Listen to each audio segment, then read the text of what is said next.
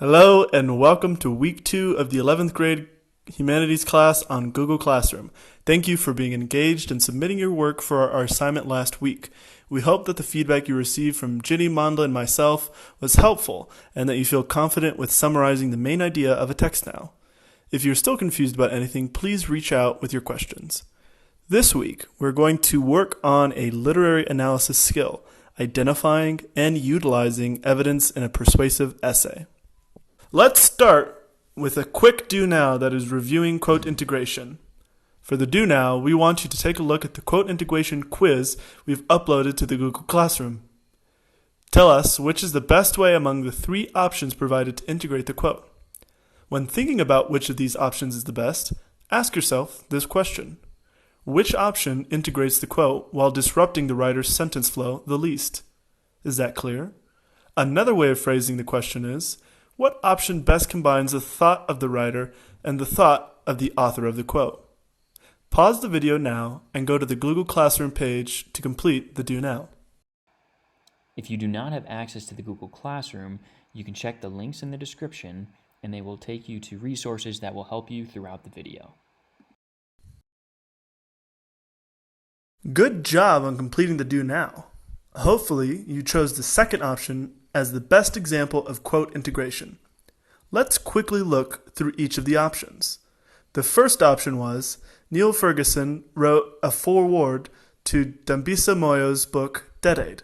He said, "It has long seemed to me problematic and even a little embarrassing that so much of the public debate about Africa's economic problems should be conducted by non-African white men."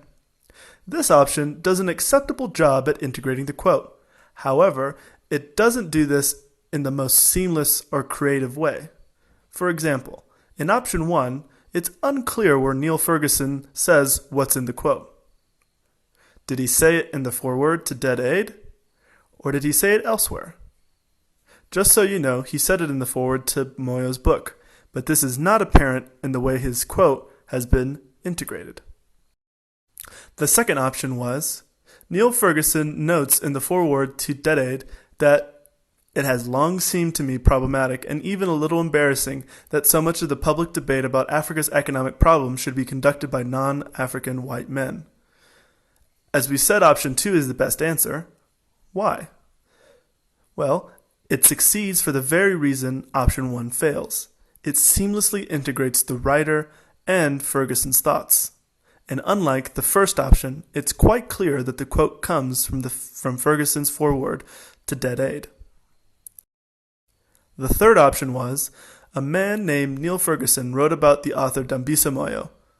It has long seemed to me problematic and even a little embarrassing that so much of the public debate about Africa's economic problems should be conducted by non-African white men. The third option is the worst. First, the quote is a standalone sentence, and thus no integration was done. Second, like option 1, it fails to seamlessly integrate the quote. Third, even worse than the first option, it's wordy. It's quite unnecessary to include the part, a man named, since this adds no value information in itself. Finally, the third option leaves out important information about the context of Ferguson's quote.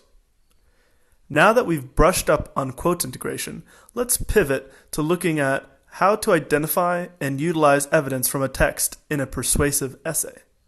We have to first differentiate between facts and evidence.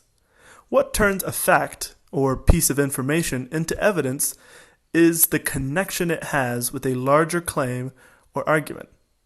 Evidence is always evidence for or against something, and you have to make that link clear. Thus, simply using any quotation from a text does not mean that you've used evidence. If there is not a clear connection to the larger argument you are making, the quotation does not meet the threshold of serving as evidence in your paper. For practice, we are going to use a prompt and passage based on the book Frankenstein by Mary Shelley. For those of you who have not read the book, Frankenstein is the story of a scientist named Victor Frankenstein. He discovers how to create life and produces what comes to be known as the creature, a living being, not fully human, but bearing many human qualities. Frankenstein is so disgusted by his creation that he abandons it. The creature grows up with no nurture and is rejected by all humans. Thus, the creature vows to get revenge on Frankenstein, whom he blames for all of his problems. Imagine that you are given the following essay prompt. Who is the real villain in Frankenstein, the scientist or his creation? For the sake of this lesson, let's pretend that you believe that the creature is the true villain.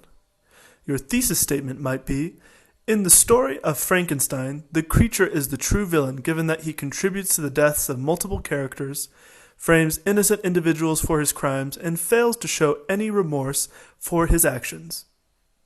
Let's imagine that you are writing a body paragraph for the second subtopic.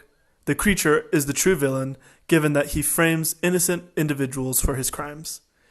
When you are writing the essay, you need to find evidence that properly supports the claim you are making in that subtopic. Go to the Google Classroom page and read over the posted passage from Frankenstein that talks about the creature's framing of character, Justine. The creature had come across Victor's youngest brother William alone in the woods. After the child expressed his disgust and hatred for the creature strangled William in a fit of rage. After reading the passage, select the quotation that would serve as the best evidence for the claim that the creature is villainous because of his framing of innocent characters. Please complete that assignment posted as a practice quiz under the Literary Analysis tab. Pause the video now. Let's go through each of the suggested quotes to determine which would serve as the best evidence for this body paragraph. The first option does not serve as good evidence for this chapter as it does not talk in any way about the topic of framing individual characters for crimes. Rather, the creature is talking about a crime that he himself committed, the murder of William. Thus, this quote is not relevant to this subtopic and is therefore not suitable evidence for this paragraph. The second option describes how the creature framed Justine by placing the portrait that he took from William in the folds of her dress. This action makes it appear as if Justine was the last person who had seen the boy. However, this quote on its own is not the best evidence for this subtopic. It describes an action, but does not describe the creature's motivation behind the action. The third option is the best evidence for this subtopic. The quotation provides a clear explanation for the creature's intent in placing the portrait in Justine's dress, his desire to make her suffer for the crime that he had committed. Thus, this gives the most insight into the creature's thinking and provides the best evidence for the argument that a source of his villainy is his decision to frame innocent characters for his actions. As you begin working on your persuasive essay about crossbones, put what we learned in this video into practice. Once you have your subtopics, identify and utilize evidence that supports the larger argument that you are trying to make in each paragraph. For your assessment this week, read the chapter of Frankenstein posted on the Google Classroom. Then, complete the assessment on the Google Classroom titled Assessment Week 2, Identifying and Utilizing Evidence in a Persuasive Essay. You will find the assignment under the Literary Analysis tab. Please submit this assignment by May 14th. We will give you feedback on all of your submissions, which will help you as you continue to study and practice your competencies. Keep up the great work, 11th grade. See you next week.